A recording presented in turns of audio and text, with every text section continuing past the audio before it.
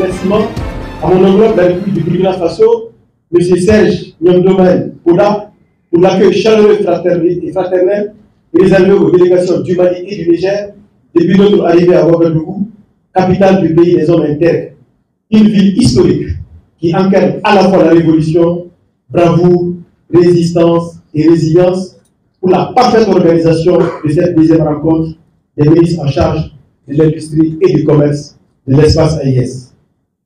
Le pays du Burkina Faso, qui a connu le capitaine Thomas Sankara et qui connaît aujourd'hui le capitaine Ibrahim Traoré, est le seul pays au monde qui n'offre que deux options aux citoyens, la patrie ou la mort, et un résultat certain. Un résultat certain à 122%, nous vaincrons. La Confédération.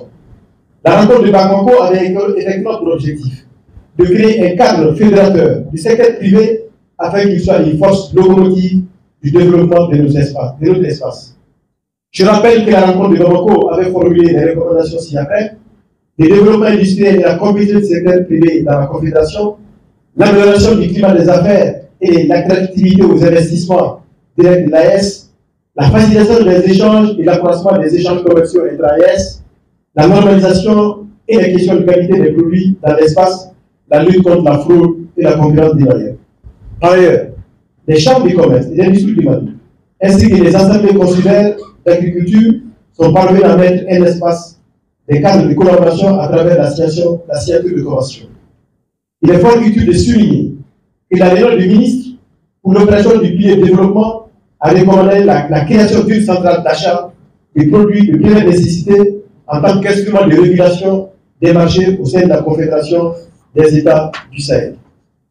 La propre mise en œuvre d'un comité tripartite de suivi des recommandations a permis d'assurer un suivi très rapproché de l'évolution du processus de mise en œuvre. Ce comité s'est réuni plusieurs fois par visioconférence et a produit des documents qui ont servi de base aux travaux de notre rencontre de ce matin. C'est le lieu de féliciter les membres du comité ainsi que l'ensemble des experts qui ont travaillé sans relâche ces 2 derniers jours pour permettre à nos travaux d'aboutir à des résultats probants.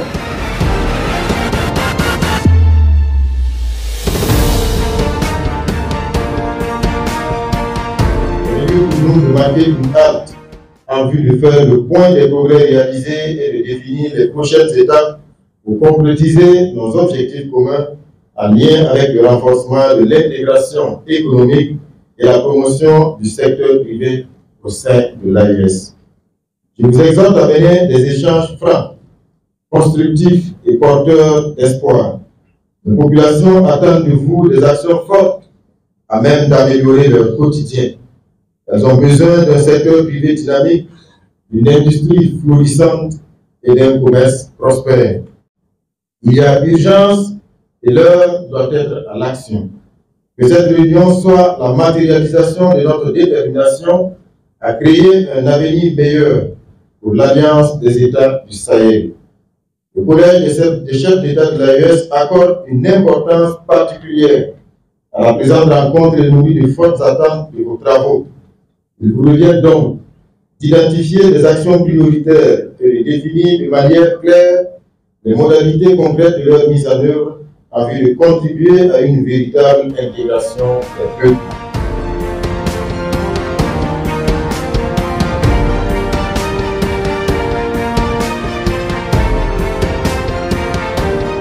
En accueillant la session qui s'ouvre aujourd'hui, Son Excellence le capitaine Ibrahim Traoré, président du Faso, chef de l'État, marque par ce geste hautement symbolique l'hospitalité légendaire qu'il a toujours témoigné à l'endroit des peuples de la Confédération des États du Sahel. C'est pourquoi, en ce tournant historique vers la construction progressive de notre Confédération, il convient de rappeler que le président du Faso, chef de l'État, entend propulser à leur juste valeur les décisions qui seront actées à Ouagadougou le 10 avril 2025. Car les jalons qui seront posés élèveront la Confédération à un niveau de réalité inédit. Cette marche en avant traduit la détermination du président du Faso, chef de l'État, à œuvrer inlassablement pour un avenir radieux des peuples de l'AES, engagé à préserver en main propre leur dignité retrouvée, et ce, en construisant un espace de prospérité pour la génération actuelle et celle à venir.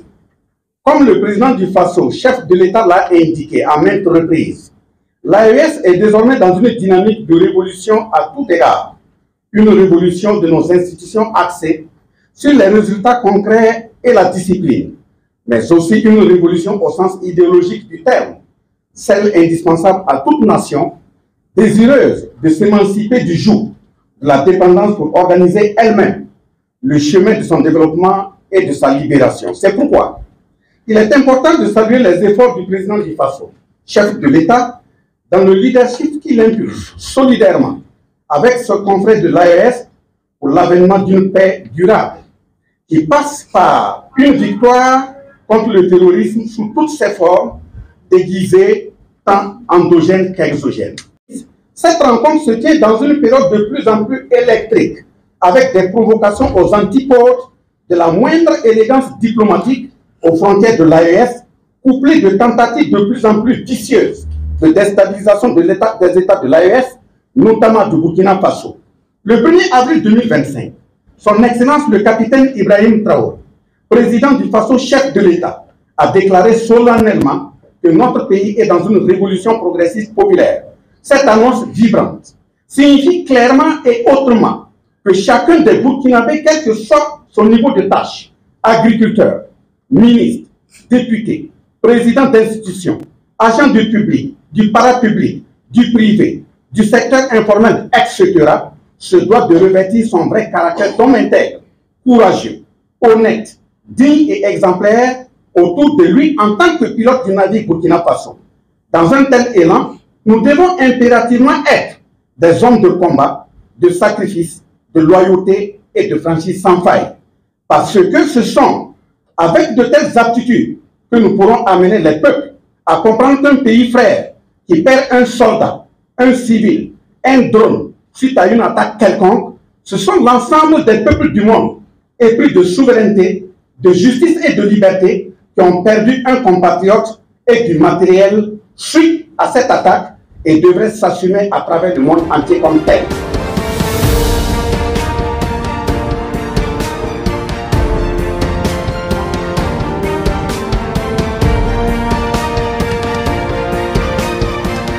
Nous vivons une époque où la concertation entre les secteurs publics et privés est plus que nécessaire.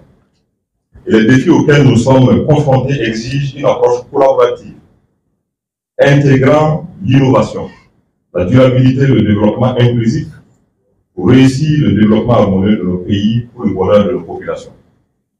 Le secteur privé doit jouer un rôle primordial dans la mise en œuvre des politiques adaptées à notre contexte. Et il doit le faire avec patriotisme et engagement en faveur du bonheur des populations. La coordination de nos actions est donc plus qu'indispensable pour optimiser nos ressources et mieux répondre aux besoins de nos populations. J'ai grand espoir et je ne doute point qu'à l'issue de nos travaux, nous parviendrons à des conclusions à hauteur de l'espérance de tous les acteurs afin d'accompagner notre organisation dans sa quête permanente de promotion du développement pour nos populations.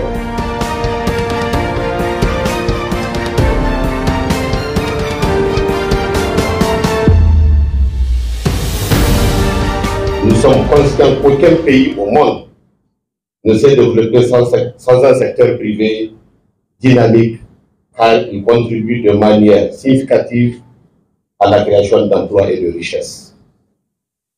Nous sommes également conscients que malgré les potentialités d'investissement dans les secteurs de l'agriculture, des mines, des énergies renouvelables et des services, le secteur privé était et reste embryonnaire jusqu'à une période récente. Toutefois, grâce au leadership de nos chefs d'État, on assiste de plus en plus à la création d'unités industrielles et des entreprises dans tous les secteurs d'activité économique dans notre espace confédéral. Face à cet état de fait, je réitère mon appel à l'endroit du secteur privé pour beaucoup de sens de patriotisme et de prise de conscience afin que nous puissions ensemble, dans un esprit de dialogue public-privé, amorcer un développement endogène au profit de nos populations.